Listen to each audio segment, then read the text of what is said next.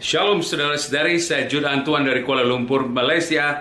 Selamat datang kepada renungan pagi hari ini, edisi khusus hari ulang tahun PDKK Immanuel Santo Yakobus. Mari kita berdoa. Di dalam nama Bapa dan Putra dan Roh Kudus. Allah Bapa di syurga, terima kasih karena pagi hari ini kita bisa datang di hadirat-Mu, mengenal kasih-Mu, menerima berkat-Mu, rahmat-Mu di dalam hidup kami. Terima kasih Tuhan karena Engkau senantiasa hadir, Engkau senantiasa setia, walaupun kita tidak setia kepada Engkau Tuhan. Tetapi Engkau adalah Allah yang setia. Pagi hari ini, jamahlah kami, sentuhlah hati kami, dan ajarilah kami bagaimana mengenal-Mu dengan lebih dekat lagi. Terima kasih Tuhan, semua doa ini kita panjatkan di dalam nama Putra-Mu dan Juru Selamat kami, Yesus Kristus. Amin. Di dalam nama Bapa, Putra, dan Roh Kudus. Amin. Shalom. Sekali lagi, kita akan renungkan pagi hari ini mengenai intim dengan Tuhan. Undangan Tuhan supaya kita bisa menjadi intim dengan Dia. Mengenal Dia secara lebih dekat lagi. Mengenal Tuhan dengan kasih yang berlimpah-limpah daripada hati kami. Saudara-saudari, Keintiman akan membawakan kita ke dalam penyembahan. Penyembahan akan membawakan kita ke intiman yang lebih dalam lagi. Dan keintiman yang lebih dalam lagi akan sekali lagi membawa kita ke dalam penyembahan Tuhan. Ini adalah satu cycle, satu cara hidup. Penyembahan bukannya lagu-lagu yang dinyanyikan di PD kami. Penyembahan bukan lampu-lampu yang bersinar, bukan menari dan bertepuk tangan, berjoget dan berdangdut. Penyembahan adalah menyerahkan hidup Anda dan saya ke dalam tangan Tuhan. Dan penyembahan ini akan membawakan kita ke dalam hidup yang menjadi lebih intim dengan Tuhan. Apa hasilnya? Hidup kita menjadi lebih intim dengan Tuhan. Ada 3 hasilnya, saudara-saudari. Hasilnya pertama, ketika hidup kita lebih intim dengan Tuhan, kita bisa mendengar suara Tuhan dengan lebih jelas. Kedua, kita bisa mengenal rencana Tuhan di dalam hidup kita. Ketiga, kita bisa menerima rahmat dari Tuhan dalam setiap situasi di dalam hidup kita. Pertama, kita bisa mengenal suara Tuhan. Yohanes bab 10 ayat 27, domba-dombaku mendengarkan suaraku, aku mengenal mereka dan mereka mengikut aku. Yesus berkata secara jelas, mereka yang intim dengan Dia adalah seperti domba-domba yang mengenal suara gembala. Jika kita benar-benar domba-domba Yesus, kita akan mendengarkan suara Yesus ketika hidup kita intim dengan Tuhan. Kedua, jika hidup kita intim dengan Tuhan, kita akan mengenal rencana Tuhan di dalam hidup kita. Ketika kita mendengar suara Dia, kita akan mengenal rencana Dia. Tuhan akan bicara kepada kita. Tuhan akan memperkenalkan rencana-rencana Dia di dalam hidup kita. Rahasia-rahasianya akan diperkenalkan. Amos bab 3 ayat 7, sesungguhnya Tuhan tidak akan membuat sesuatu tanpa menyatakan keputusannya kepada hamba-hambanya para nabi. Anda dan saya adalah nabi. Mengikut sakramen pembaptisan dan sakramen karisma, kita semua sudah diurapi menjadi nabi, imam, dan raja.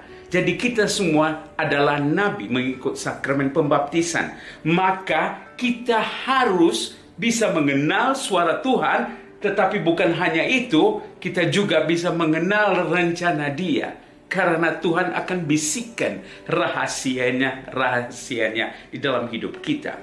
3, ketika kita menjadi lebih intim dengan Tuhan, kita akan menerima rahmat. Rahmat mengikut ukuran pemberian Kristus. Efesus bab 4 ayat 7, kita masing-masing telah dianugerahkan kasih karunia menurut ukuran pemberian Kristus. Bukan akan dianugerahkan, tetapi telah dianugerahkan. Maksudnya, rahmat ini, kasih karunia ini sudah diberikan kepada Anda dan saya. Kapan? Diberikan ketika sakramen pembaptisan. Semuanya sudah diserahkan kepada Anda. Tetapi sayang sekali, begitu banyak umat Katolik tidak mengenal kasih karunia Tuhan di dalam hidup mereka. Mereka tidak mengenal rahmat Tuhan yang mengalir di dalam hidup mereka. Jadi mereka hidup bergelut dengan masalah pribadi. Masalah stres, masalah gelisah, khawatir, masalah ketakutan, masalah tidak tahu menentu masa depan mereka. Tetapi dia yang intim dengan Tuhan tidak akan merasa takut. Dia kenal suara Tuhan, dia kenal rencana Tuhan, dan dia tahu rahmat ada hadir di dalam hidup dia. Sebab itu Mazmur 16 ayat 11 berkata, di hadapanmu ada kepenuhan sukacita, di tangan kananmu ada kebahagiaan selama-lamanya. Saudara-saudari, dia yang mengikut Tuhan dengan intim, hidup dia penuh dengan sukacita, hidup dia penuh dengan kebahagiaan selama-lamanya, karena dia ada hidup di dalam hadirat Tuhan. Mazmur 23 ayat 6, kebajikan dan kemurahan belaka akan mengikuti aku seumur hidupku. Haleluya. Saudara-saudari, apa yang akan mengikuti Anda? Bukan masalah yang mengikuti Anda, bukan stres yang mengikuti Anda, bukan kanker yang mengikuti Anda. Kebajikan dan kemurahan akan mengikuti Anda seumur hidup Anda. Kapan? Ketika Anda diam di rumah Tuhan sepanjang masa. Jadi saudara-saudari, bagaimana ini bisa terjadi? Lukas bab 7 ayat 36 hingga 48 ada satu kisah mengajar kita bagaimana hidup kita bisa lebih intim dengan Tuhan. Ialah kisah mengenai seorang perempuan yang terkenal sebagai pendosa. Perempuan yang terkenal sebagai pendosa datang ke sebuah rumah orang Farisi di mana Yesus berada. Dia membawakan bersama dengan dia sebuah buli-buli pualam berisi minyak wangi. Dikatakan pada ketika itu mereka tidak ada bank di mana mereka bisa simpan uang. Jadi uang, harta disimpan sebagai minyak wangi di dalam pualam, buli-buli pualam.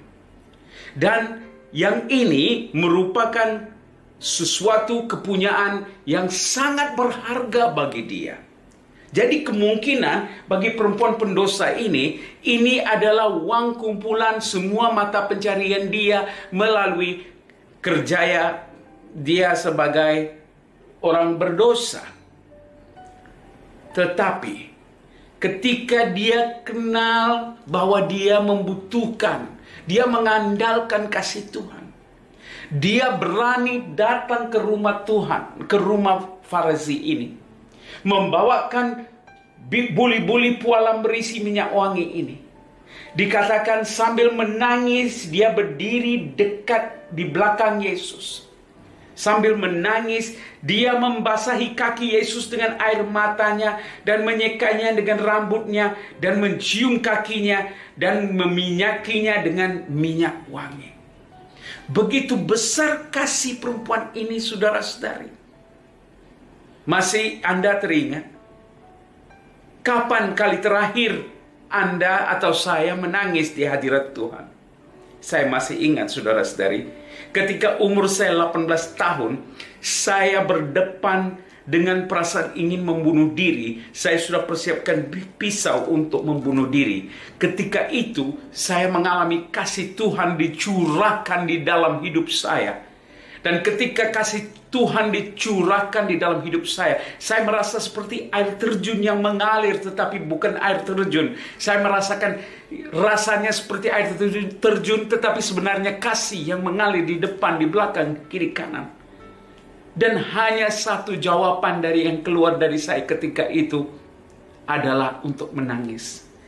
Saya merasa tidak layak untuk menerima kasih yang luar biasa ini. Saya menangis dan menangis sama seperti perempuan ini.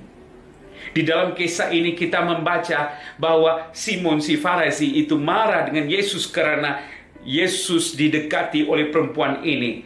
Dan jawabannya kepada Simon adalah begini. Di Lukas 7:47. Sebab itu aku berkata kepadamu, dosanya yang banyak telah pun diampuni, sebab dia telah banyak berbuat kasih. Tetapi orang yang sedikit diampuni, sedikit juga dia berbuat kasih. Lalu Yesus berkata kepada perempuan itu, dosamu telah diampuni. Saudara-saudari, jikalau Anda dan saya ingin merasakan keintiman dengan Tuhan, mari kita membawakan buli-buli pualam berisi minyak wangi kita yang pribadi. Bawakan dan pecahkan di kaki Yesus, dan sambil menyerahkan hidup kita ke tangan Yesus. Itu adalah persembahan. Itu adalah penyembahan yang paling berharga. Bukan sekadar tepuk tangan dan nyanyi dan teriak dan berjoget, saudara-saudari. Mari kita membuat persembahan, penyembahan yang paling berharga di mata Tuhan. Mari kita berdoa. Terima kasih Tuhan Yesus. Engkau tidak menolak kami, sama seperti Engkau tidak menolak wanita itu. Pada saat ini Tuhan Yesus, datanglah di dalam hidup kami, jamalah kami, berilah kami kuasa pengampunan untuk menyerahkan seluruh hidup kami ke tangan-Mu, supaya kami bisa mengenal Engkau dengan lebih intim lagi, supaya kita bisa mendengar suara-Mu, kita bisa mengenal rencana-Mu, dan supaya kita bisa hidup dengan menerima rahmat dari tangan kanan. Semua doa ini kita panjatkan di dalam nama Tuhan dan Juru Selamat kita, Yesus Kristus. Amin, amin, haleluya. Puji Tuhan, terima kasih karena berpeluang untuk bersama dengan Anda. Sekali lagi, selamat hari ulang tahun kepada PDKK Immanuel Santo Yakobus. Haleluya. Puji Tuhan, Tuhan berkati Anda.